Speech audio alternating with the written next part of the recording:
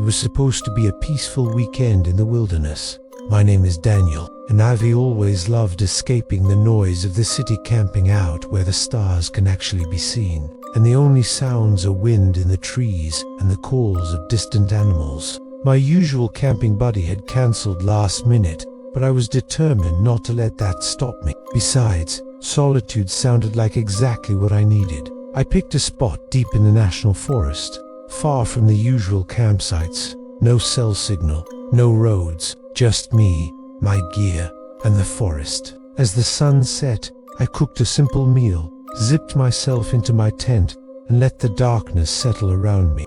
I hiked in around midday, set up camp by a creek, and spent the afternoon fishing and soaking in the quiet. The first strange thing I noticed was how quiet it was. I tried to ignore it, telling myself it was just in my head. I put in my earbuds and tried to sleep. Even at night, forests usually have sound: crickets, frogs, owls. But that night, it felt like everything was holding its breath. Around midnight, I woke up suddenly. The battery had completely drained, even though it was nearly full when I went to bed. The tent was cold, and my phone set to play white noise had shut off. Then I heard it, a slow, steady breathing. Not mine. It was coming from just outside the tent, low, rhythmic, like something large was exhaling only inches away from the thin fabric. I froze. My mind scrambled through every possibility. A bear, maybe a deer, but it didn't sound like any animal I knew. The breathing was too controlled, too calm, too deliberate. I didn't dare move. I barely even breathed. The sound continued: inhale, exhale for what felt like several minutes. Then, suddenly, it stopped. It was real, and it had come from just outside. I lay still, ears straining for any hint of movement. Didn't speak. I just stared at the tent wall, praying it was the wind or a trick of my mind.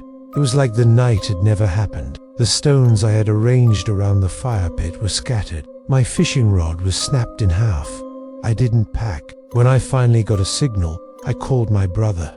I told him everything. I didn't eat. I just ran. Then I heard it. A whisper, so faint I almost believed I imagined it. It said my name, Daniel.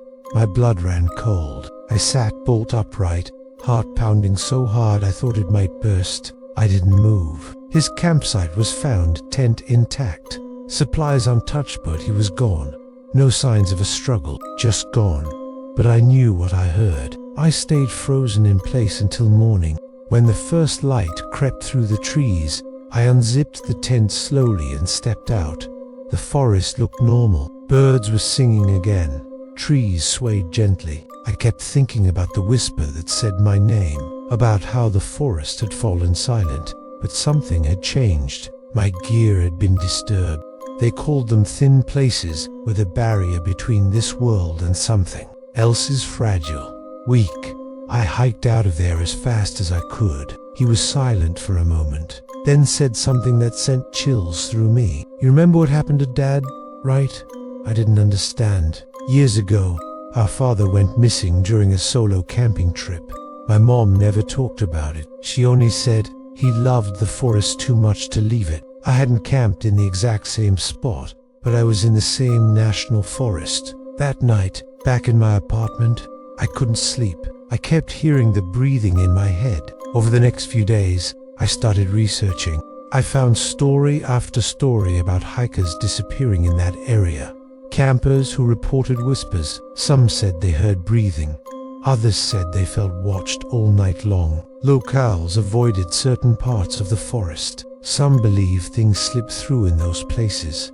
Things that don't belong in our world.